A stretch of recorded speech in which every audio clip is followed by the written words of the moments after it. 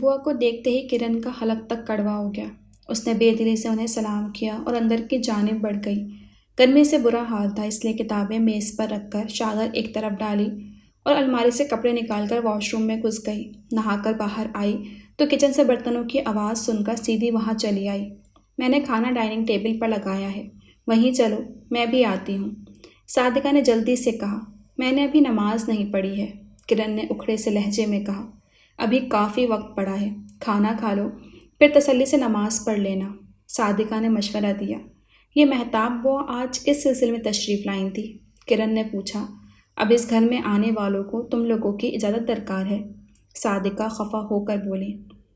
جانتی ہوں کوئی الٹا سیدھا رشتہ لے کر آئی ہوں گی، لیکن یاد رکھیے امی، میں ان حالات میں ہرگز شادی نہیں کروں گی، اور ویسے بھی ابھی مجھے زندگی میں بہت کچھ کرنا ہے، وہ مضبوط لہجے میں بولی۔ ہاں بھائی، میں تو بہت ننھی ہوں نا، سب مجھے یہ بتاؤ کہ مجھے کیا کرنا ہے۔ جلدی سے تیار ہو جاؤ، تمہارے پاس صرف 2 منٹ ہیں، شہراز نے اس کے کمرے میں آتے ہی کہا۔ اتنی شام کو کہاں جانے کا پروگرام ہے؟ زویا کتاب پڑھنے میں مشغول تھی، اس اچانک افتاد پر چونک گئی۔ بھائی کا دل اسکم کھانے کا چاہ رہا تھا۔ میں سوچ رہا تھا کہ اگر تم بھی ساتھ چلتی تو بھابھی کو بھی اچھا لگتا، مگر تم شاید ہمارے ساتھ جانا نہیں چاہتی ہو۔ آئی ایم سوری، میں نے تمہیں ڈسٹرب کیا، شہراز سنجیدگی سے کہہ کر پلٹنے لگا۔ تبھی زویا نے اسے پکارا۔ وہ پلٹ کر اسے سوالیہ نگاہوں سے دیکھنے لگا۔ اچھا بابا، ناراض مت ہو، میں چلتی ہوں، زویا نے ہتھیار ڈال دیے۔ اوکے، تو بس 2 منٹ میں تیار ہو جاؤ، میں اور بھابھی نیچے تمہارا انتظار کر رہے ہیں، وہ کہتا ہوا باہر نکل گیا۔ اس کا دل تو نہیں چاہ رہا تھا، لیکن اس کے باوجود وہ بددلی سے تیار ہونے لگی۔ شہراز سب کے لیے مخلص تھا، اور ایسے انسان کو وہ کسی صورت اپنی ذات سے تکلیف نہیں پہنچانا چاہتی تھی۔ اس نے آف وائٹ اور ڈارک گرین کا کنٹراسٹ سوٹ پہنا تھا، کانوں میں چھوٹے چھوٹے سے ٹاپس، شولڈر کٹ بالوں کے درمیان کیچڑ لگا۔ 2 منٹ میں وہ تیار تھی۔ مدت کو اسے اس طرح دیکھ کر اچھا لگا تھا۔ انہوں نے ممنون نظروں سے شہراز کو دیکھا، اسے نظروں ہی نظروں میں جتایا کہ یہ اس کا فرض تھا۔ وہ تینوں سب کو خدا حافظ کہتے ہوئے باہر نکل گئے۔ خدا میری بیٹیوں کی بکھری زندگی کو سنوار دے، انہیں ان کی مسکان واپس لوٹا دے، مدت نے صدق دل سے دعا مانگی۔ آئس کریم پارلر جانے کے بجائے نینا کی فرمائش پر شہراز نے گاڑی ایک نئے پارک کی جانب موڑ دی تھی۔ زویا نے کوئی اعتراض نہیں کیا، یوں بھی اسے اس سے کوئی غرض نہیں تھی کہ وہ کہاں اور کیوں جا رہے ہیں۔ اس کے لیے کوئی مقام، کوئی منظر معنی نہیں رکھتا تھا۔ اس پر تو ہر جانب وہ رنگ دکھائی دے رہا تھا جو اس کی روح پر لگے زخموں سے رشتے خون کا تھا، وہ رنگ اس کے سہاگ کے اس جوڑے کا تھا جو اب کبھی اس کا نصیب نہیں بننا تھا۔ یہ اس نے کیسی قسمت پائی تھی؟ اسے کئی رشتے ملے تھے، لیکن کوئی رستہ ایسا نہ تھا جس پر سفر کرتے ہوئے اپنے تمام رشتوں کا ساتھ مل سکتا۔ گاڑی رکتے ہی اس کی سوچ کا تسلسل ٹوٹا تو اس نے چونک کر شیشے سے باہر دیکھا۔ گاڑی ایک پارک کے سامنے کھڑی رکی تھی۔ شہراز نے اتر کر پہلے نینا کے لیے دروازہ کھولا اور پھر زویا کے لیے۔ وہ خاموشی سے نیچے اتر آئی اور نینا اور شہراز آگے آگے تھے۔ وہ خاموشی سے سر جھکائے ان کے پیچھے پیچھے چل رہی تھی۔ اسے لگا کہ شہراز اور نینا رکے ہیں، اور پھر ایک مانوس آواز نے اس کے قدم جکڑ لیے۔ وہ اس آواز کو کروڑوں کے ہجوم میں پہچان سکتی تھی، کیونکہ اس آواز کا رشتہ اس کی دھڑکن سے تھا۔ اس آواز کی خوشبو اس کی سانسوں کا تسلسل تھی۔ اس نے نگاہ اٹھا کر دیکھا، وہ بے شک عباد ہی تھا۔ شہراز اور نینا اس سے باتوں میں مشغول تھے، جبکہ اس کی نگاہیں زویا پر ٹھہری ہوئی تھیں۔ وہ پل ہی پل میں سب کچھ سمجھ گئی، مگر اب کچھ کہہ نہیں سکتی تھی، نہ کچھ کر سکتی تھی۔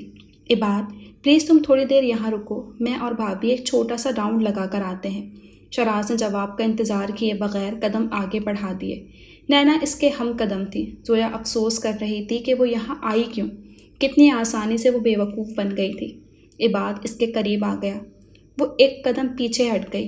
یہ اس کی ناراضگی تھی یا بے ارادہ حرکت، وہ سمجھ نہیں پایا تھا، لیکن بہرحال وہ ان فضول باتوں میں وقت پر بات نہیں کرنا چاہتا تھا، اس لیے اس نے خود کو سنبھالا اور نئے سرے سے گفتگو کا آغاز کیا۔ بہت اچھی لگ رہی ہو، اس نے نرمی سے کہا۔ جواباً زویا نے نگاہوں کا زاویہ بدل لیا۔ میں جانتا تھا کہ تم ضرور آؤ گی، کیونکہ ہماری بے قراری ایک سی ہے۔ میں آئی نہیں، لائی گئی ہوں، وہ بھی دھوکے سے۔ میں کبھی سوچ بھی نہیں سکتی تھی کہ آپ مجھے کبھی اس طرح بھی بلا سکتے ہیں۔ اگر کسی نے ہمیں دیکھ لیا تو آپ سوچ بھی نہیں سکتے کہ کیسی قیامت آئے گی۔ والدین کے اعتماد کو دھوکہ دینے والی بیٹیاں نہ تو اپنے نکاح میں موت پر ہوتی ہیں اور نہ ہی عمر بھر معاشرے میں باعزت مقام پا سکتی ہیں۔ دکھ اور خوف اس پر ایک ساتھ حاوی تھے۔ پہلی بات تو یہ ہے زویا کہ میں نے تمہیں یہاں نہیں بلایا، اور فرض کرو اگر میں بلاتا بھی تو یہ قبول کرنے میں مجھے کوئی آڑ نہیں تھا ہوتا، کیونکہ تم جانتی ہو کہ میں جھوٹ نہیں بولتا ہوں اور نہ ہی بزدل ہوں۔ تمہیں اتنی ہمت ہے جو کروں ڈنگے کی چوٹ پر کروں، اور اس بات سے تم اچھی طرح واقف ہو۔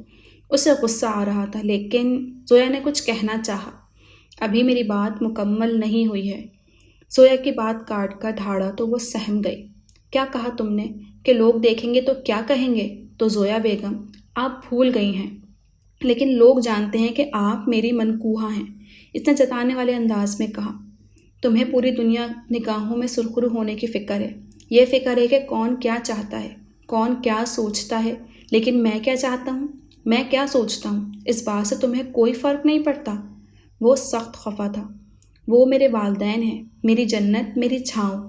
کیا چاہتے ہیں آپ؟ انہیں چھوڑ دوں، بغاوت کر کے اپنے خاندان کی عزت و ناموس داؤ پر لگا دوں، صرف اس لیے کہ میں اپنی زندگی سے خوشیاں کشید کر سکوں؟ وہ بے بسی سے بولی۔ شوہر بیوی کے سر کی چادر ہوتا ہے، عزت کی چادر، اور ایک عورت کے لیے اس کی عزت سے بڑھ کر کوئی چیز نہیں ہوتی۔ اس نے دلیل دی۔ بھرے بازار میں جس عورت کے سر سے چادر کھینچ لی جائے وہ زمین میں زندہ درگور ہو جاتی ہے۔ اس کی زندگی مردوں سے بدتر ہوتی ہے۔ میں اپنے جیتے جی کم از کم تمہیں ایسے نہیں دیکھ سکتا۔ وہ اسے احساس دلا رہا تھا، مگر زویا محسوس کر سکتی تھی کہ وہ ایک ناقابل بیان کرب سے گزر رہا ہے، کیونکہ اس کی اپنی کیفیت بھی عباد سے مختلف نہیں تھی۔ عباد، مجھے آپ کی ہر بات سے اتفاق ہے۔ میں جانتی ہوں آپ کے بنا میری زندگی موت سے بھی بدتر ہوگی۔ مجھے یہ بھی معلوم ہے کہ ہم دونوں ایک دوسرے کے بنا ادھورے ہیں، یہ جانتے ہوئے کہ آپ گئے تو کبھی نہیں لوٹیں گے۔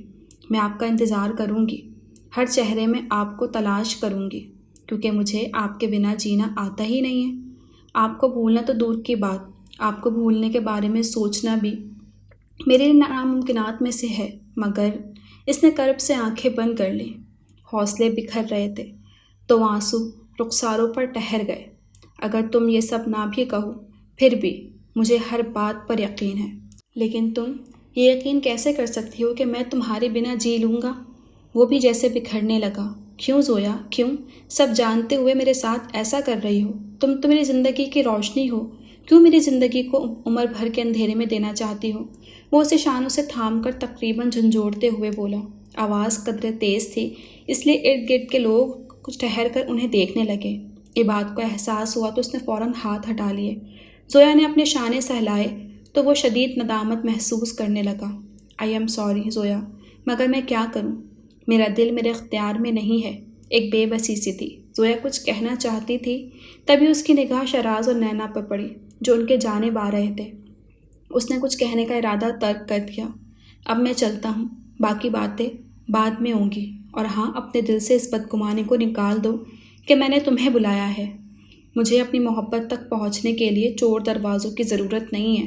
اگر میں چاہوں تو سب کے سامنے تمہارا ہاتھ پکڑ کر اپنے ساتھ لے جا سکتا ہوں، اور کوئی مجھے روک بھی نہیں سکتا۔ اتنا اندازہ تم کر سکتی ہو۔ اس کی نگاہیں جھکی ہوئی تھیں۔ جن لوگوں کے دلوں میں محبت سچی ہوتی ہے اور جذبے صادق ہوتے ہیں، منزلیں ان کی منتظر ہوتی ہیں۔ عباد کمال احمد انہی لوگوں میں سے ہے، اور ہاں، وہ جاتے جاتے ٹھہرا، میں اپنی زندگی یادوں کے حوالے کروں گا، نہ تمہیں ایسا کرنے دوں گا۔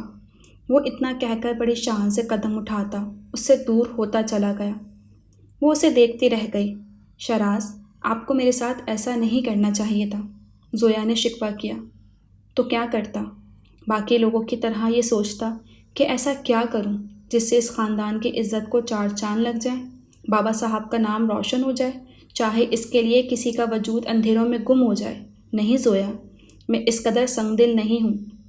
میں نے جو کیا بھلے تمہاری نظر میں غلط تھا یا صحیح، مگر میں سرخرو ہوں، کیونکہ میں چاہتا تھا کہ جن کی زندگیوں کے بارے میں فیصلہ ہو رہا ہے وہ ایک بار یہ ضرور سوچیں کہ کیا فیصلہ ہو رہا ہے۔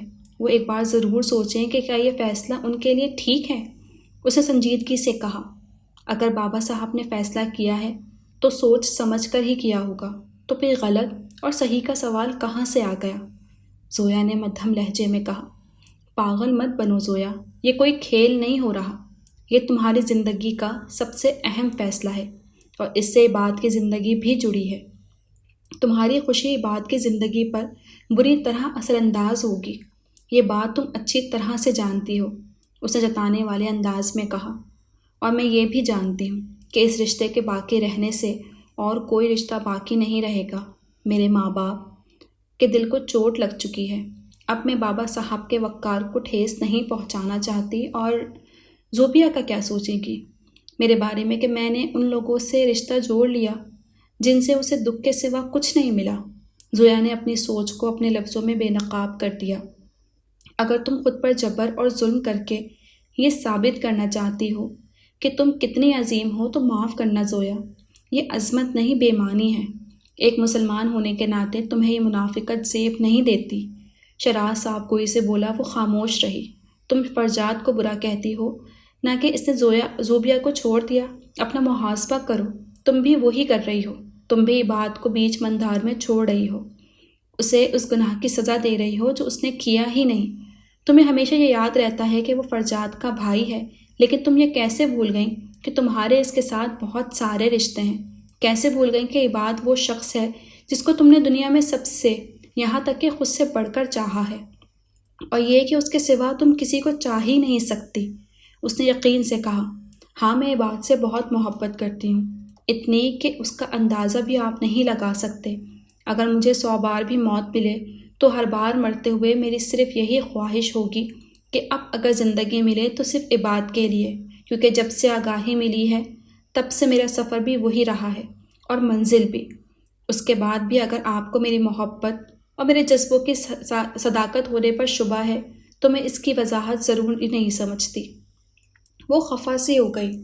محبت میں اپنی ہستی کو مٹا دینا یہ بڑے نصیب کی بات ہے، لیکن اپنے ہاتھوں محبت کو دفن کر دینا، اس سے زیادہ کوئی انسان اپنے حق میں برا نہیں کر سکتا۔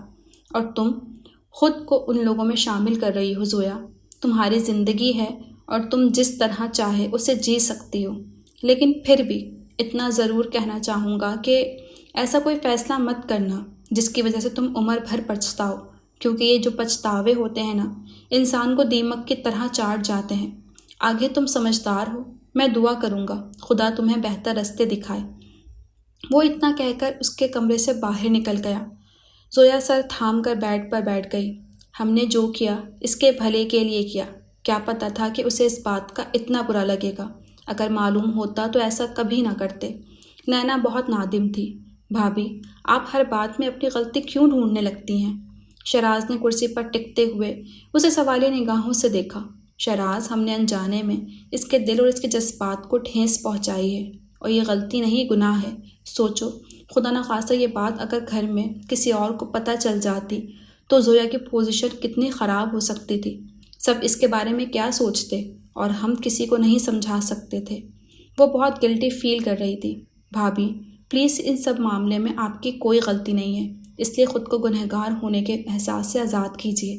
ہماری نیت میں کھوٹ نہیں تھا، یہ ہم بھی جانتے ہیں، ہمارا پروردگار بھی۔ اور جہاں تک زویا کی بات ہے تو وہ زندگی کے اس مقام پر کھڑی ہے جہاں اس نے جان بوجھ کر خود کو ایک دائرے میں قید کر لیا ہے، کیونکہ وہ جانتی ہے کہ اس دائرے سے باہر قدم رکھتے ہی اسے 2 راستے ملیں گے، جس سے ایک کا انتخاب بہت مشکل ہے۔ اور اس کی سب سے بڑی بے بسی یہ ہے کہ وہ جانتی ہے کہ کون سا راستہ اسے کہاں لے جائے گا۔ اسے زویا کے لیے بہت دکھ ہو رہا تھا۔ شراز، وہ بہت خفا ہو رہی تھی۔ وہ ہم سے، خود سے اور اپنی تقدیر سے خفا ہے۔ وہ ہمدردی سے بولا، شراز، عباد اسے چھوڑ تو نہیں دے گا نا؟ اس نے بڑے خوف زدہ انداز میں سوال کیا۔ وہ اس سے محبت کرتا ہے، اسے کیوں چھوڑے گا؟ اس نے حیرت سے نینا کو دیکھا۔ حالات بہت طاقتور ہوتے ہیں شراز، اس قدر کے انسان ان کے ہاتھوں کٹ پتلی بن کر رہ جاتا ہے۔ وہ سنجیدگی سے بولی، انسان کے اختیارات اتنے محدود نہیں ہیں کہ اسے حالات اور قسمت کا سہارا لینا پڑے۔ اپنے تمام اختیارات سے دستبردار ہونا اسے بے وقوفی کہا جا سکتا ہے، بدقسمتی نہیں۔ ہر بات کے لیے قسمت کو مدر الزام ٹھہرانا بزدلی کی علامت ہے۔ یہ اس کا اپنا نظریہ تھا جس سے نینا ہرگز متفق نہیں تھی، اس لیے خاموش ہو گئی۔ اسے فضول کی بحث کبھی پسند نہیں تھی۔ تبھی سہانی اس کے لیے جوس لے آئی۔ ساتھ رضیہ بیگم تھی، اسے دوائی کھلانے لگی۔ شراز ہنسنے لگا۔ یہ بے وجہ دانت کیوں نکال رہے ہو؟ رضیہ بیگم نے اسے گھورا۔ بھائی میں تو ساس بہو کی محبت دیکھ کر خوش ہو رہا ہوں۔ وہ مسکراتے ہوئے بولا، یہ میری بہو ضرور ہے لیکن میری بیٹی سے بڑھ کر ہے۔ میں سوچتی تھی اللہ نے مجھے بیٹی نہیں دی، اب سوچتی ہوں اللہ بہتر جانتا ہے، اس نے مجھے بہو کی صورت میں بیٹی دینی تھی، سو میں مسرور ہوں۔ اس نے مجھ گنہگار پر اپنا کرم کیا۔ وہ ممنون تھی۔ ویسے واقعی نینا بھابھی ہمارے گھر کا اجالا ہے، شراز نے سنجیدگی سے کہا۔ خدا کرے آنے والا بھی اپنے ماں باپ کا عکس ہو۔ رضیہ نے صدق دل سے دعا کی۔ نینا کی نگاہیں حیا سے جھک گئی تھیں، البتہ شراز مسکرا دیا۔ باجی، اگر آپ کا بیٹا آپ کے اختیار میں نہیں تھا تو خواہ میری عبیرہ کو امید کیوں دلائی؟ آپ خود ایک ماں ہیں، پھر آپ کو میری بیٹی کے خوابوں، اس کی زندگی سے کھیلنے کا کیا حق ہے؟ امینہ بہن سے شکوہ کرنے لگی۔ بات کیا ہے؟ اتنے غصے میں کیوں ہوں؟ اور یہ کس طرح بات کر رہی ہو؟ صادقہ بولی، اگر آپ حقیقت سے ناواقف ہیں اور انجان بن رہی ہیں تو مجھے افسوس ہے، اور اگر آپ سچ مچ لا علم ہیں تو مجھے آپ پر ترس آ رہا ہے۔ دیکھو تمہید مت باندھو، جو بھی بات تمہارے دل میں ہے صاف صاف کہہ دو۔ صادقہ ذرا بیزاری سے گویا ہوں۔ باجی، آپ تو زویا کو طلاق دلوا رہی تھیں، لیکن آپ کی پیٹھ پیچھے مراسم اور گہرے ہو چکے ہیں۔ نوبت یہاں تک آ گئی ہے کہ اب پارکوں میں ملاقاتیں ہوتی ہیں۔ انہوں نے انکشاف کیا۔ صادقہ لمحہ بھر کو سناٹے میں آ گئی، پھر جلدی سے خود کو سنبھالا۔ تم پاگل تو نہیں ہو گئی ہو؟ جانتی ہو کیا کہہ رہی ہو؟ میرا عباد کبھی ایسا نہیں کر سکتا، اور زویا، اسے بھی میں اچھی طرح جانتی ہوں۔ وہ دنیا چھوڑ سکتی ہے لیکن ایسا کوئی کام نہیں کرے گی جس سے اس کے والدین کا سر جھکے۔ وہ پر یقین لہجے میں بولی، تو کہہ دیں کہ میں عبیرہ کی زبان قابل بھروسہ نہیں ہے۔ انہیں غصہ آنے لگا۔ ابھی تم زویا اور عباد کی بات کر رہی تھی، اب عبیرہ کو بیچ میں لے آئیں۔ آخر تم صاف صاف بات کیوں نہیں کرتی؟ صادقہ سے چھو گئیں۔ ارے عبیرہ نے خود ان دونوں کو پارک میں دیکھا ہے، وہ بھی اپنی سہیلیوں کے ساتھ وہاں گئی ہوئی تھی، اور اتنا ہی نہیں، وہاں اس کے ساتھ نینا اور شراز کو بھی دیکھا۔ انہوں نے ایک اور انکشاف کیا۔ دیکھا باجی، بس یہی ہے ان لوگوں کی اونچی ناک، وہ تمسخرانہ انداز میں بولی۔ صادقہ بڑی حیرانی میں تھی، تبھی کرن نے چائے کی ٹرے لا کر ان کے سامنے رکھ دی۔ کچن میں دونوں بہنوں کے درمیان ہونے والی گفتگو سن چکی تھی، اس لیے غصے سے اس کا چہرہ سرخ ہو رہا تھا۔ خالہ، آپ کو نہیں لگتا کہ آپ اس بات کو بلا وجہ بڑھا رہی ہیں؟ اگر وہ لوگ کہیں ملے بھی ہیں تو اس میں کون سی قیامت آ گئی ہے؟ اس سے زیادہ حقوق انہیں قانونی رو سے حاصل ہے۔ وہ ہمیشہ سے صاف گو تھی، اس لیے کسی غلط بات کو دیکھ کر اپنی زبان کو روک لینا اس کے اختیار میں نہ تھا۔ دیکھ رہی ہیں باجی، اس لڑکی کی زبان کتنی باہر ہے، غیروں کے لیے ہم سے الجھ رہی ہے۔ وہ شکایتی انداز میں بولی۔ وہ غیر نہیں ہے، ایک میرا بھائی ہے اور دوسرے میرے بھائی کی زندگی۔ نہ تو میرا بھائی کوئی کھلونا ہے اور نہ میں اس کی زندگی کو تماشا بنتے دیکھ سکتی ہوں۔ کرن قدرے اونچی آواز میں بولی۔ تمیز سے بات کرو کرن، یہ تمہاری خالہ ہیں۔ صادقہ نے ٹوکا۔ رشتے ناموں سے نہیں بنتے، خلوص نیت اور احساس کی موجودگی بہت ضروری ہے، اور فی الحال ایسا کوئی منظر میری نگاہوں کے سامنے نہیں گزرا۔ وہ صداقت سے بولی۔ شاباش بیٹی شاباش، میں نے یہی تو تربیت کی ہے تمہاری۔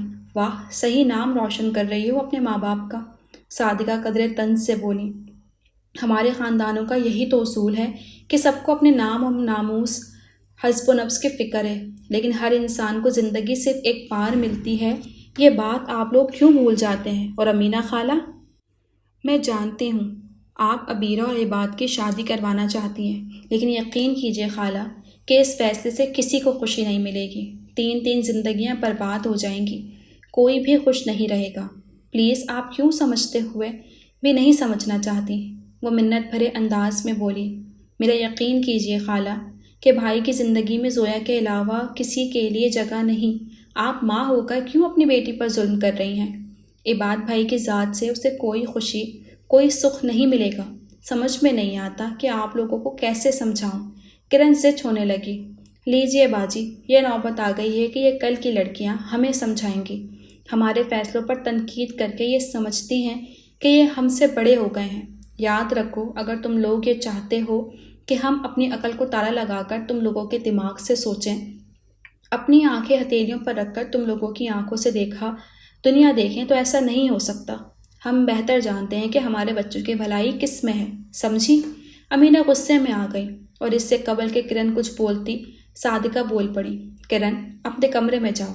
ان کا انداز اس قدر تہمکانہ تھا کہ وہ مزید کچھ کہے بنا اپنے کمرے میں چلی گئی اور صادقہ اپنی بہن کی دلجوئی کرنے لگی۔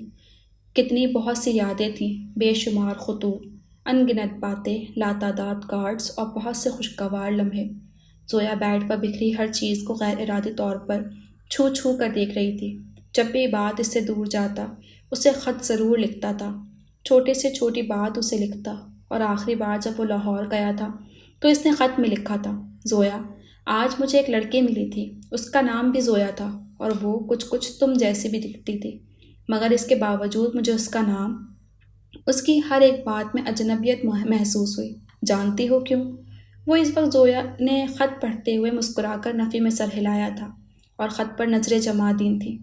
عباد نے آگے لکھا تھا، کیونکہ جب نظر پھر کر دیکھا تو مجھے اپنے زندہ ہونے کا احساس نہیں ہوا، اور اس سادہ سے جملے نے اس کی آنکھیں نم کر دیں۔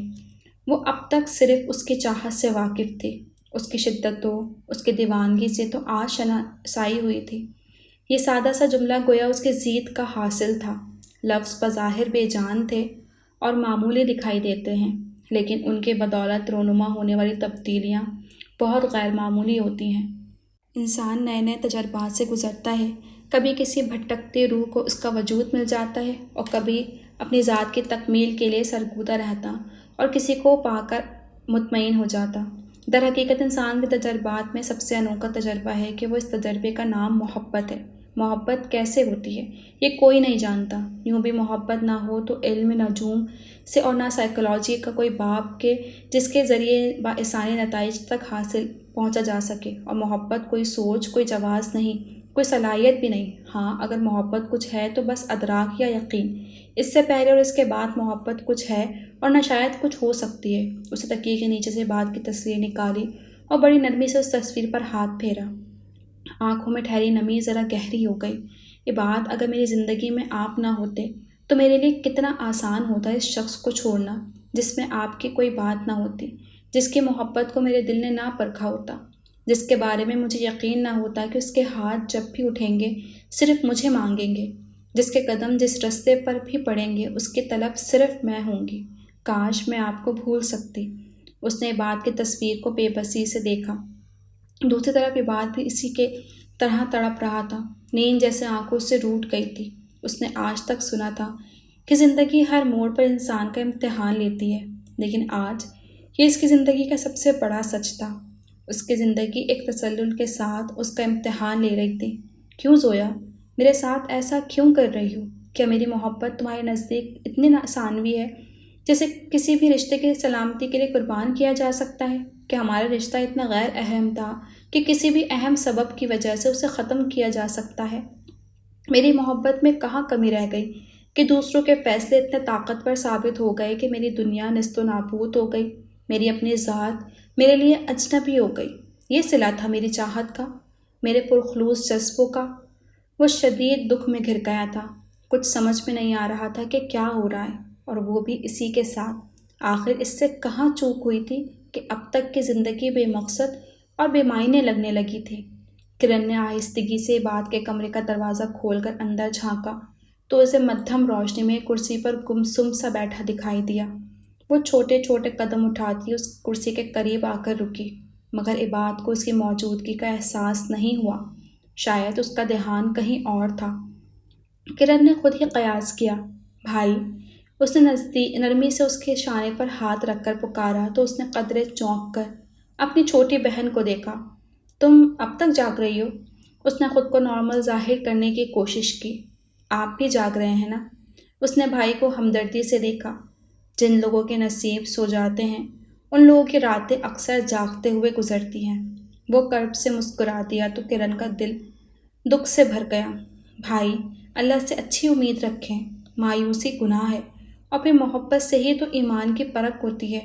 محبت انسان کا وجود ہے اور ایمان اس کی وجود کی بنیاد۔ اگر بنیاد مضبوط نہ ہو تو وجود بے معنی ہو جاتا ہے، ادھورا پن ہمیشہ باقی رہتا ہے۔ اس لیے بھائی آپ اللہ پر ایمان مضبوط رکھیے، راستے خود بخود آسان ہو جائیں گے۔ اس نے بھائی کا حوصلہ بڑھایا۔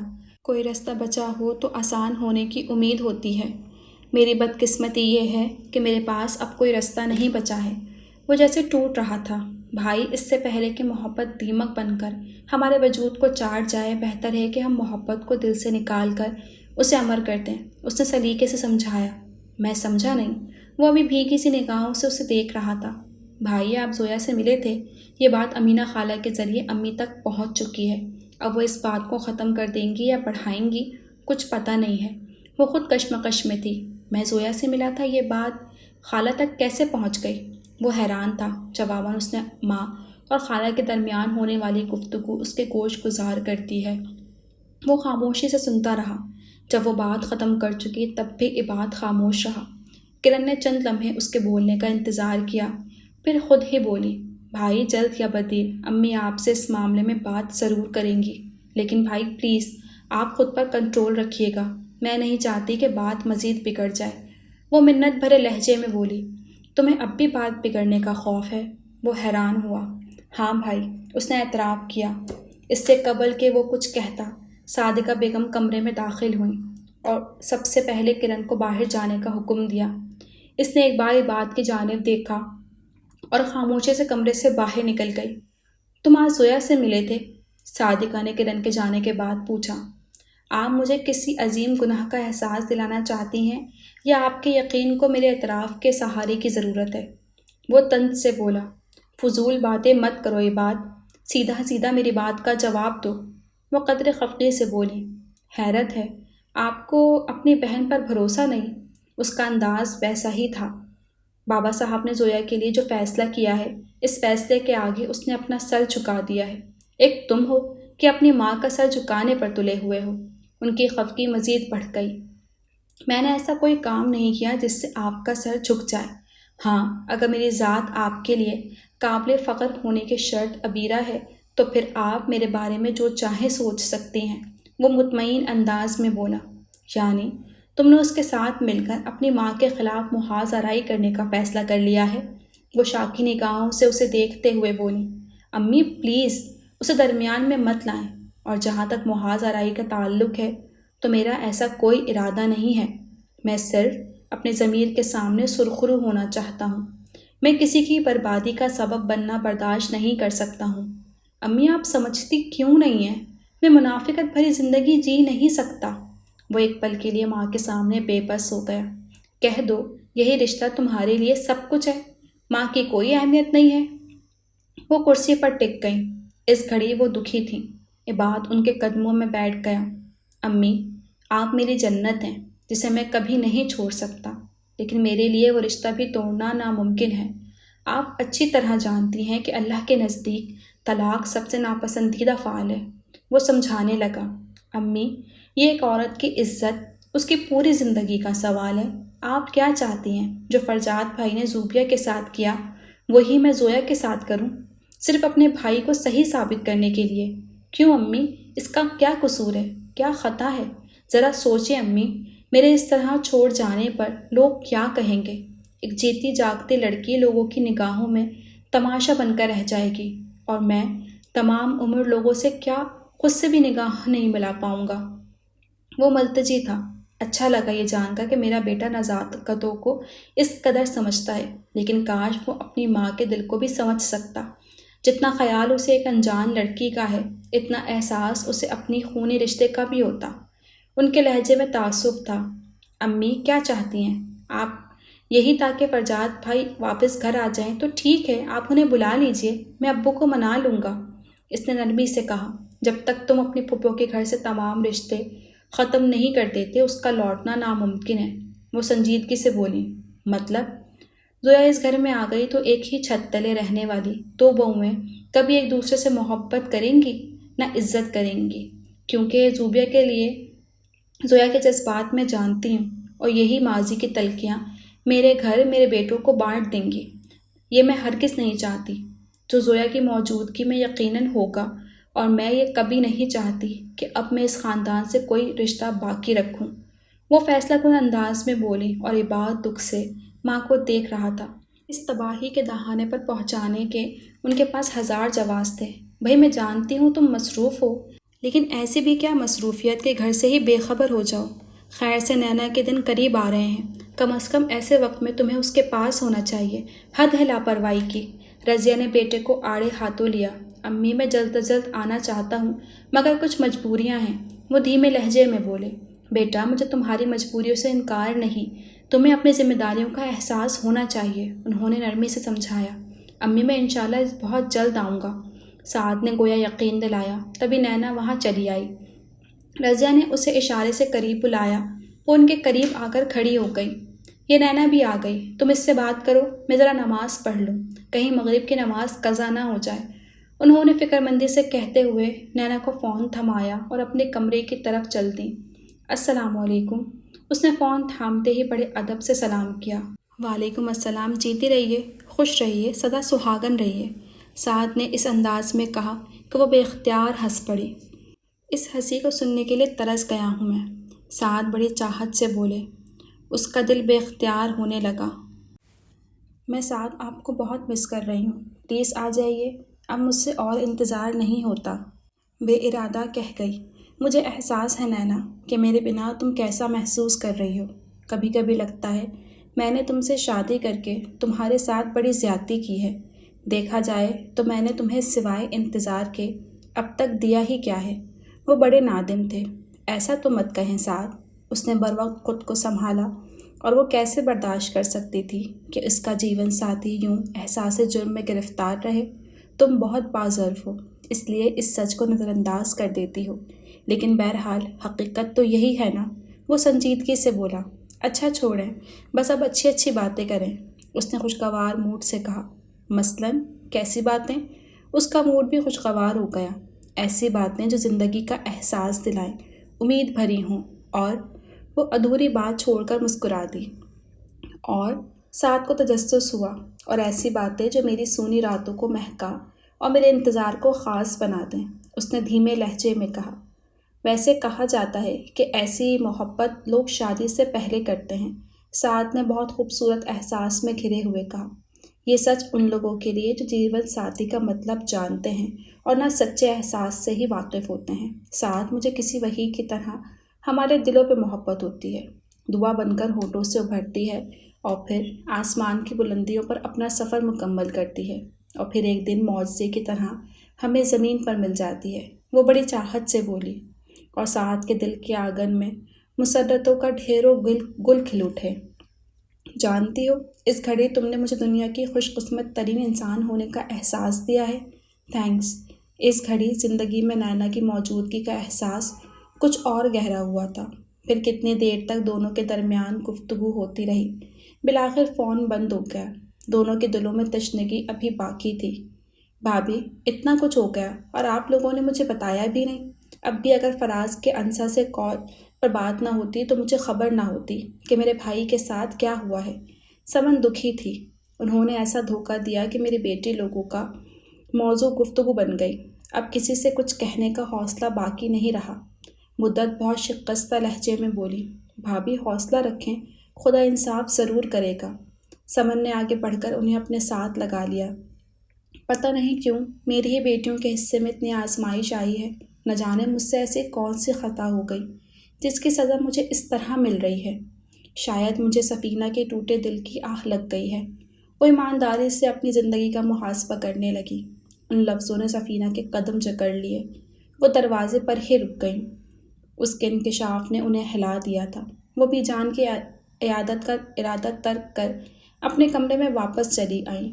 یا اللہ، تو جانتا ہے اپنی زندگی کے عظیم دکھ سے گزرتے ہوئے میں نے جہاں زیب سے بہت نفرت تو کی ہے، لیکن میں نے کبھی یہ نہیں چاہا کہ اس کا سر دنیا کے سامنے جھک جائے، اس سے وابستہ معصوم زندگیاں تباہ ہو جائیں۔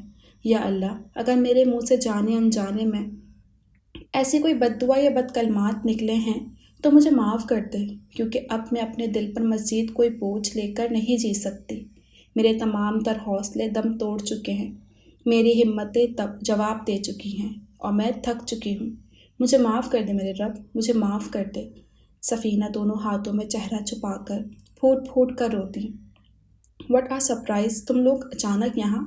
آنسا اور نیلما کو دیکھ کر وہ کھل اٹھی تھی۔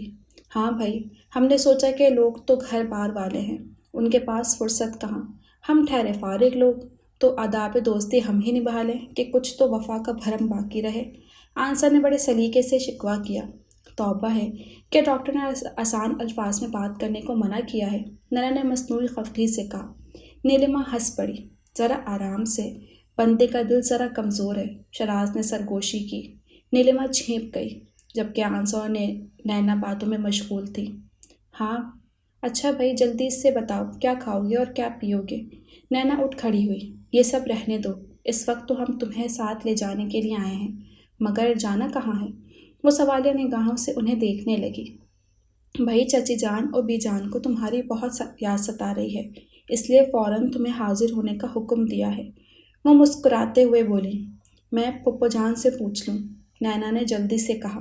امی نے ان سے اجازت لے لی ہے، تمہیں اس کی فکر کرنے کی ضرورت نہیں، تم بس پیکنگ کرو، آنسا نے جلدی سے کہا۔ لیکن آنسا، پھپھو یہاں اکیلی رہ جائیں گی، فراز بھائی کی طبیعت ٹھیک نہیں ہے اور یہ ہمارے شراز صاحب، ان کی کسی سے بنتی نہیں ہے۔ ایسا کروں گی میں، پھر کسی دن چکر لگا لوں گی۔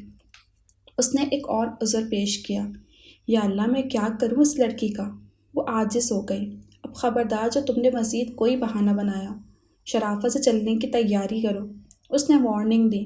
پھر اسے اچانک خیال آیا، ویسے پھپھو جان ہیں کہاں؟ میں پھپھو سے مل کر آتی ہوں، وہ نینا کی کمرے سے نکلتے ہوئے بولی۔ ذرا ٹھیک سے ملیے گا، شراز نے پیچھے سے آواز لگائی۔ باز آ جاؤ، نینا مسکراتے ہوئے بولی تو وہ بھی مسکرا دیا۔ وہ کمرے سے باہر نکلی تو تیزی سے اس کے جانب آتے فراز سے بری طرح ٹکرا گئی۔ اگر وہ بر وقت سنبھال نہ لیتا تو یقیناً اس کی ہڈی پسلی باقی نہ رہتی۔ یا اللہ خیر، کس سے ملنے کے لیے محترمہ اس قدر بے قرار ہیں؟ فراز نے شرارت سے پوچھا۔ میں تو آپ ہی سے ملنے، اس نے تیزی سے کہتے ہوئے ایک دم زبان دانتوں تلے دبا لی۔ فراز کے ہونٹوں پر مسکراہٹ ابھر آئی۔ تب اس نے جلدی سے خود کو سنبھالا۔ وہ میں پھپھو سے ملنے جا رہی تھی، آپ سے درخواست ہے کسی بھی قسم کی خوش فہمی سے پرہیز کیجیے گا، اس نے جتانے والے انداز میں کہا۔ تو فراز کی مسکراہٹ اور گہری ہو گئی۔ کتنی عجیب بات ہے کہ اس کائنات کا سب سے بڑا سچ محبت ہے اور سارے فریب ایک ہی کی ذات سے وابستہ ہیں، وہ بڑے کرب سے بولی۔ بات صرف یہ ہے کہ محبت نہیں، محبت کی جانب سفر کرنے والا راستہ فریب دیتا ہے، اور وہ فریب اس قدر طاقتور ہوتا ہے کہ ہم اس میں الجھ کر رہ جاتے ہیں، اس سے نکلنا بھی نہیں چاہتے۔ میری سمجھ میں نہیں آتا کہ آپ افسردہ کس بات سے ہیں، اس شخص کو کھونے پر جو کبھی آپ کا تھا ہی نہیں، یا پھر کسی اور بات پر؟ پتہ نہیں دکھ کس بات کا ہے، بہرحال جو بھی ہو، درد ہمراہ رہتا ہے ہر گھڑی ہر پل۔ زوبیہ کرب سے بولی۔ آپ ہی ایک بات کہوں، آپ برا مت ماننا، وہ ذرا جھجکتے ہوئے بولی۔ آپ ہی، شادل کے بارے میں آپ نے کیا سوچا؟ مجھ میں پھر سے کوئی فیصلہ کرنے کی طاقت نہیں ہے، ویسے بھی تم جانتی ہو کہ شادل میرے کسی فیصلے کا حصہ نہیں بن سکتا، وہ قطعی انداز میں بولی۔ مگر میں پھر بھی کہوں گی کہ ایک بار آپ غیر جانبداری سے ان کے بارے میں ضرور سوچئے، مجھے ایسا لگتا ہے وہ آپ کے بہترین جیون ساتھی ثابت ہو سکتے ہیں، وہ بولی تو زوبیہ نے اسے قدر ناراضگی سے دیکھا۔ ایسا میں سوچتی ہوں، وہ جلدی سے بولی۔ ویسے آپ بھی، آخری فیصلہ آپ کا ہوگا اور میں امید کرتی ہوں کہ آپ کا فیصلہ بابا صاحب کو مایوس نہیں کرے گا۔ وہ اتنا کہہ کر خاموش ہو گئی اور اپنے تکیے پر سر رکھ کر لیٹ گئی۔ میں تمہارے نقش قدم پر نہیں چلنا چاہتی، زوبیہ اسی انداز میں بولی۔ میں ایسی صلاح کسی دشمن کو بھی نہیں دے سکتی، آپ تو میری سگی بہن ہیں، زویا کرب سے مسکرائی۔ زوبیہ نادم ہو گئی۔ میرا یہ مطلب نہیں تھا، اگر تم ہرٹ ہوئی ہو تو آئی ایم سوری۔ وہ خاموش رہی، پتہ نہیں اسے واقعی برا لگا تھا یا اس کے کہنے کو کچھ نہیں تھا۔ وہ اس کے خاموشی سے کوئی مطلب اخذ نہیں کر پائی۔ اسے اس لمحے مزید کچھ کہنا فضول لگا، اس لیے اس ارادے کے ساتھ کہ وہ صبح اسے منا لے گی، وہ خاموشی سے کروٹ لے کر لیٹ گئی۔ کیا بات ہے؟ آج اچانک اپنے دوست کی یاد کیسے آ گئی؟ انسپکٹر فرحان اچانک اسے پولیس اسٹیشن میں دیکھ کر حیران رہ گیا۔ جواباً عباد مسکرا دیا۔ اچھا بیٹھو اور بتاؤ کہ تمہارا چہرہ اترا اترا سا کیوں ہے؟ فرحان نے کہا، سچ کہوں تو آج میں اپنی غرض سے یہاں آیا ہوں۔ مجھے تمہاری مدد درکار ہے۔ وہ سنجیدگی سے بولا۔ خیریت؟ فرحان فکر مند ہو گیا۔ ایک پرابلم ہے جسے تم حل کر سکتے ہو۔ وہ ذرا آگے جھکتے ہوئے بولا۔ کوئی جاب سے وابستہ مسئلہ ہے کیا؟ نہیں، یہ میری پرسنل پرابلم ہے۔ بولو۔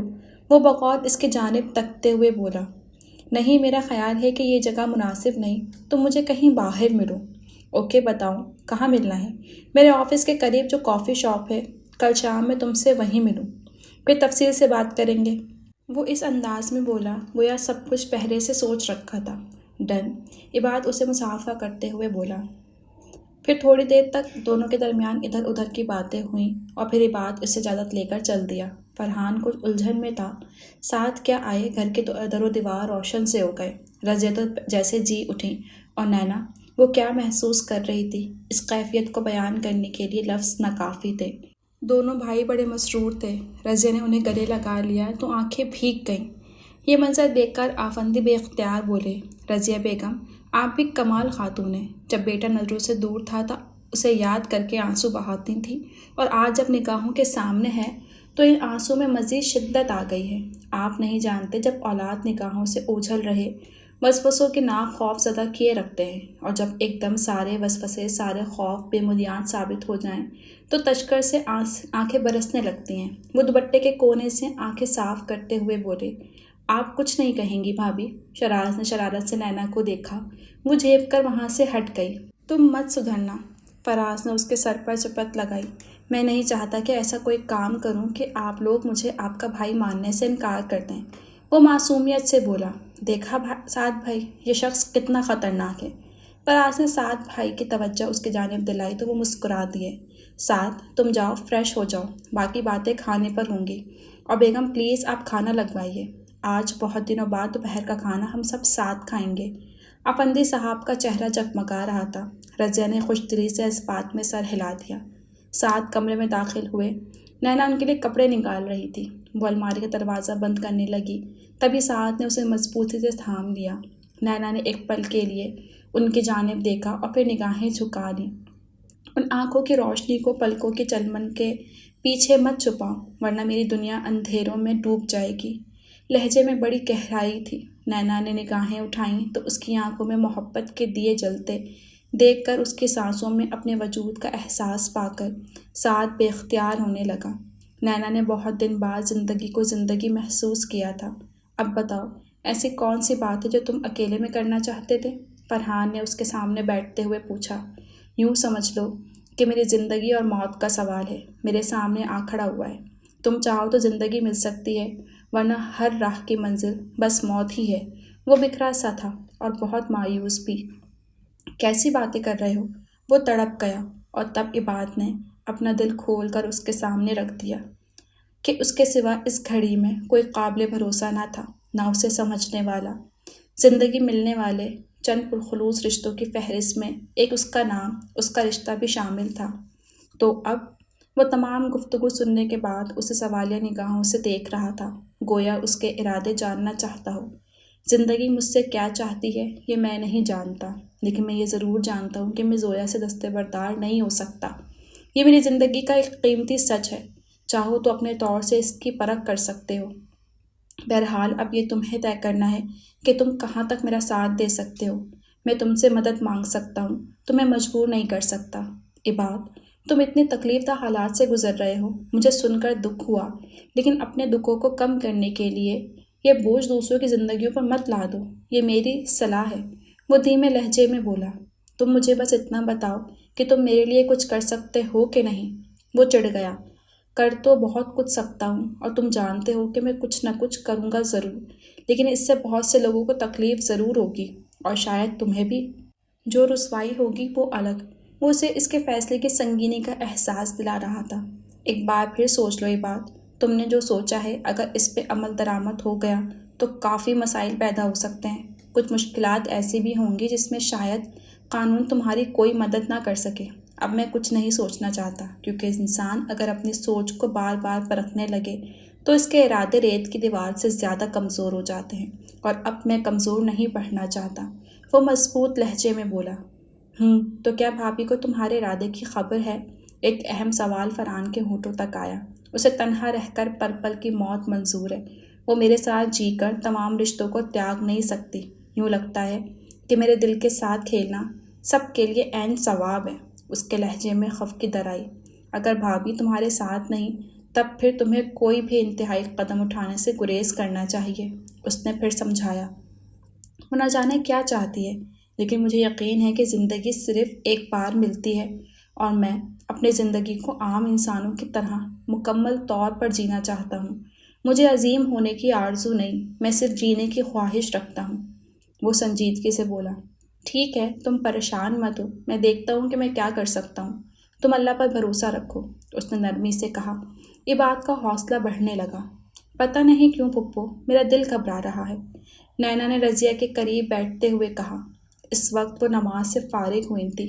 دراصل آج کل اوان پیلس میں جو کچھ ہو رہا ہے، تم اس سے پریشان ہو گئی ہو، مگر میری بچی، اللہ پر بھروسہ رکھو، اللہ سب سے بڑا ہے، سب سے بہتر فیصلے کرنے والا۔ انہوں نے تسلی دی۔ پھپھو زویا نے کبھی دانستہ بھی کسی کا دل نہیں دکھایا، کسی کو تکلیف نہیں پہنچائی، اور زوبیا، اس کا دل بھی شفاف ہے، بالکل آئینے کی طرح۔ کبھی کبھی لگتا ہے دنیا بھر کی مشکلات ان کا مقدر کر دی گئی ہیں۔ ایسا کیوں ہوتا ہے پھپھو؟ اچھے ہی لوگوں کے ساتھ ایسا کیوں ہوتا ہے؟ وہ الجھنے لگی۔ زندگی آزمائش کا دوسرا نام ہے، آزمائشوں کا ایک ایسا سلسلہ جس کے ابتدا اور اختتام دونوں سے ہم لا علم رہتے ہیں، مگر ان کی موجودگی اتنا ہی بڑا سچ ہے جتنا اللہ اور کائنات کا ہونا۔ اور میری جان، اللہ بھی تو ایسے لوگوں کو آزمائش میں ڈالتا ہے جو اس کے پسندیدہ ہوتے ہیں، جنہیں وہ اس لائق سمجھتا ہے۔ وہ دھیمے لہجے میں بولی۔ پھپھو، آپ کو کیا لگتا ہے بابا صاحب نے زوبیا اور شادل کے بارے میں جو فیصلہ کیا ہے، کیا وہ صحیح ہے؟ وہ جیسے ان کی رائے جاننا چاہتی تھی۔ بابا صاحب کی عمر اور تجربے نے انہیں دو چیزیں دی ہیں، ایک پرکھ اور دوسری دور اندیشی، اس لیے میرا یقین ہے کہ ان کا کوئی فیصلہ غلط نہیں ہو سکتا۔ وہ پر یقین تھی۔ اور زویا کے لیے بابا صاحب نے جو طے کیا ہے وہ؟ اس کے پاس ایک اور سوال تھا۔ اس کا کوئی واحد جواز نہیں، بلکہ یہ بے شمار اسباب ہیں، اور یہی دیکھ لو کہ صادقہ بیگم کے انوکھے انوکھے خدشات رشتوں کو کس مقام تک لے آئے ہیں۔ خود بیٹی کی ماں ہیں، لیکن دوسروں کی بیٹی کے لیے کس قدر بے حس ہیں کہ سوچو تو روح کانپ اٹھتی ہے۔ سب سے زیادہ دکھ تو مجھے مدت بھابھی اور دیکھ کر ہوتا ہے۔ بیٹیوں کا دکھ الگ ہے، اور دوسری طرف اس بات کی ندامت کہ انہیں اپنے میقے کی وجہ سے یہ دن دیکھنا پڑا۔ رضیہ کو ان کی تکلیف کا شدت سے احساس تھا۔ پھپھو، کیا ایسا نہیں ہو سکتا کہ سب کچھ پہلے کی طرح ٹھیک ہو جائے، سب کے چہروں کی خوشی اور دل کا اطمینان واپس لوٹ آئے؟ وہ حسرت سے بولی۔ رضیہ نے پیار سے اس کے سر پر ہاتھ رکھا۔ تم فکر مت کرو، اللہ پر بھروسہ رکھو، سب ٹھیک ہو جائے گا۔ انسان کو نا امید نہیں ہونا چاہیے۔ اللہ ایک در بند کرتا ہے تو 100 در کھول دیتا ہے، پر ہماری کمزوری ہے کہ ہم کافی دیر تک اس بند دروازے کو تکتے رہتے ہیں۔ انسان بھٹکتا تب ہے جب وہ مایوسی کا ہاتھ تھام کر بنا سوچے سمجھے چل پڑتا ہے۔ اسی لیے تو مایوسی کو گناہ قرار دیا گیا ہے۔ بس اللہ بڑا کارساز ہے، وہ مصلحتوں کو سمجھنے والا ہے۔ اے پروردگار، ہم گناہ گاروں کو بخش دے، ہماری مشکلات کو آسان کر دے۔ انہوں نے صدق دل سے دعا کی۔ نانا نے بھی خلوص نیت سے آمین کہا تھا۔ گاڑی اپنے مخصوص رفتار سے اپنے سفر پر رواں دواں تھی، مگر خاموشی ٹھہر گئی تھی۔ سعد نے بغور آفاق کی جانب دیکھا اور مسکراتے ہوئے بولے، ویسے مجھے ایسا محسوس ہو رہا ہے جیسے میں ایک ہٹے کٹے نوجوان کو یونیورسٹی ڈراپ کرنے نہیں، بلکہ کسی 4-5 سال کے بچے کو زبردستی اسکول چھوڑنے جا رہا ہوں۔ جواباً آفاق بڑے پھیکے سے انداز میں مسکرا دیا۔ بولا، کچھ نہیں۔ کیا ہو گیا ہے یار، تمہاری وہ شوخی، وہ شرارت کہاں گم ہو گئی ہے؟ وہ قدرے فکر مند تھے۔ سعد بھائی، آپ جانتے ہیں کہ میں زویا کو اپنی زندگی میں بہت خاص مقام دیتا ہوں۔ اس کی خوشی اور اس کا غم مجھے اتنے ہی محسوس ہوتے ہیں جتنی اپنی سگی بہنوں کے لیے محسوس کرتا ہوں۔ وہ میری عزیز ترین ہستیوں میں سے ایک ہے، اور سوچئے کہ اگر آپ کا اس قدر عزیز رشتہ ایک ایک پل میں کئی بار کرب سے گزر رہا ہو اور آپ چاہ کر بھی اس کے لیے کچھ نہ کر پائیں تو کتنی اذیت ہوتی ہے۔ اس بات کا اندازہ آپ نہیں لگا سکتے۔ آفاق کو اس کے بے یقینی ایک مسلسل اذیت میں مبتلا کیے ہوئے تھی۔ سعد کو اس کا اندازہ بخوبی تھا۔ فکر مت کرو، زندگی تمہیں ایک ایسا موقع ضرور دے گی کہ تم یہ ثابت کر سکو کہ تم نے رشتوں کو زندگی میں کیا جگہ دی ہے، اور یہ کہ رشتہ خواہ کوئی ہو، نبھانا صرف عورت کو نہیں مرد کو بھی آتا ہے۔ وہ اس کو اس کے بوجھل سوچ کے کیسے آزاد کرانا چاہتے تھے۔ آفاق ہولے سے مسکرا دیا۔ یونیورسٹی کے کوریڈور سے گزرتے ہوئے اس کی ٹکر زبردست طریقے سے کسی لڑکی سے ہوئی تھی۔ اس کا بیلنس بگڑ گیا تھا۔ وہ اس بری طرح گری کہ پاؤں میں مونچھ آ گئی۔ I am really sorry. وہ بڑا نادم سا تھا۔ کرن اس قدر تکلیف میں تھی کہ آنکھیں بھیگ گئیں، مگر اس نے پھر بھی بڑے حوصلے سے کہا، اٹس اوکے۔ اس لمحے وہ لڑکی آفاق کو بہت منفرد سی لگی اور وہ نادم سا ہو گیا۔ دیکھیے، آئی ایم ریئلی سوری، وہ میرا دھیان کہیں اور تھا اور اس میں بس ایک بار پھر سوری۔ آفاق کی سمجھ میں نہیں آ رہا تھا کہ وہ کیا کہے۔ دیکھیے، آپ بار بار اس طرح مت کہیں، ساری غلطی آپ کی نہیں ہے، میری بھی ہے۔ اگر آپ کا دھیان کہیں اور تھا تو میں تو دیکھ سکتی تھی۔ اس کی تکلیف بڑھ رہی تھی، مگر وہ کمال ضبط کا مظاہرہ کر رہی تھی۔ پلیز آپ گلٹی فیل مت کیجیے، آئی ایم اوکے۔ اس نے اٹھنے کی کوشش کی، لیکن تکلیف کی وجہ سے اس کی ہلکی سی چیخ نکل گئی۔ میرا خیال ہے میں آپ کی اتنی ہیلپ ضرور کر سکتا ہوں۔ اس نے ہاتھ آگے بڑھاتے ہوئے کہا، نہیں، میں خود ہی، میری نیت صرف آپ کی مدد کرنے کی ہے، پلیز ٹرسٹ می۔ وہ اس کی جھجک محسوس کر رہا تھا، اس لیے اس کی بات قطعی کر کے قدرے سنجیدگی سے بولا تو اس نے اپنا ہاتھ اس کے ہاتھ میں دے دیا۔ اس وقت کوئی شناسا چہرہ اس کے سامنے نہ تھا، اس لیے اس کی مدد لینے کے سوا کوئی چارہ نہیں تھا۔ ایک انجان شخص کا ہاتھ تھامنا کرن کو بڑا عجیب سا لگا، لیکن مجبوری تھی۔ دوسری طرف آفاق کو ایسا لگ رہا تھا جیسے وہ اس لڑکی سے شناسا ہے، لیکن اسے کوئی حوالہ اس وقت یاد نہیں تھا اور وہ حقیقتاً حوالوں میں الجھنا بھی نہیں چاہتا تھا۔ ابھی تو بس اسے اس لڑکی کی تکلیف کا احساس ہو رہا تھا۔ آپ کا ڈپارٹمنٹ کون سا ہے؟ اس نے دھیمے لہجے میں پوچھا۔ میں سائیکالوجی ڈپارٹمنٹ میں ہوں، وہ مسکراتے ہوئے بولی۔ وہ اسے لیے دھیرے دھیرے چل رہا تھا۔ تب بہت سے لوگوں کی معنی خیز نگاہیں ان کی جانب اٹھیں، کچھ آپس میں سرگوشیاں بھی کر رہے تھے۔ ایسے میں سدرا اسے نظر آئی تو اس نے جلدی سے کہا، وہ میری کلاس فیلو ہے، اب میں اس کے ساتھ چلی جاؤں گی۔ وہ لوگوں کی نگاہوں سے گھبرا رہی تھی۔ اس بات کو آفاق نے محسوس کیا تھا، اس لیے سدرا کے قریب آتے ہی کرن کو اس کے حوالے کیا اور اپنے ڈپارٹمنٹ کی جانب بڑھ گیا۔ کون تھا؟ اس نے کرن کو سہارا دیتے ہوئے پوچھا۔ زویا کا کزن ہے، نام اس وقت یاد نہیں آ رہا۔ دراصل شادی کے دوران سرسری سے ملاقات ہوئی تھی اور آج سامنا ہوا ہے۔ مجھے معلوم نہیں تھا کہ یہ بھی اسی یونیورسٹی میں ہے۔ وہ حیران تھی، ہو سکتا ہے دیکھا ہو مگر دھیان نہ دیا ہو۔ سدرا اسے تھامے ہوئے دھیرے دھیرے کلاس روم کی جانب بڑھتے ہوئے بولی۔ تب کرن آہستہ آہستہ اسے تفصیل بتانے لگی۔ اے لڑکی، ذرا دھیان کدھر رہتا ہے؟ خواہ مخواہ میں بیٹھے بٹھائے مسئلہ بنا دیا ہے، اگر کچھ ہو جاتا تو۔ صادقہ بیگم کا انداز بھی انوکھا تھا۔ امی، ذرا موج ہی تو ہے، 1-2 دن میں ٹھیک ہو جائے گی۔ کرن ان کی پریشانی دیکھ کر حوصلے کا مظاہرہ کرتے ہوئے بولی۔ امی پلیز، کرن ٹھیک کہہ رہی ہے، آپ زیادہ پریشان مت ہوں۔ عباد نے بھی ان کی ہمت بڑھانے کو کہا۔ میرے لیے اس دنیا میں پریشانیوں کے سوا رکھا ہی کیا ہے؟ یہ پریشانی اللہ نے دی ہے اور وہ ختم بھی کر دے گا، لیکن جن پریشانیوں کو ختم کرنا انسان کے اختیار میں ہوتا ہے وہ تو کسی کی جان ہی لے کر جاتی ہیں۔ انہوں نے گویا عباد کو مطالعہ کیا کہ اس کی ضد کی وجہ سے حالات بہت زیادہ بگڑ سکتے ہیں۔ وہ خاموشی سے اٹھ کر اپنے کمرے میں چلا گیا۔ اپنے بیٹے کی خاموشی کو اگر آپ پڑھنے کی کوشش کریں تو اس کے مضبوط ارادوں کا آپ کو بخوبی اندازہ ہو جائے گا۔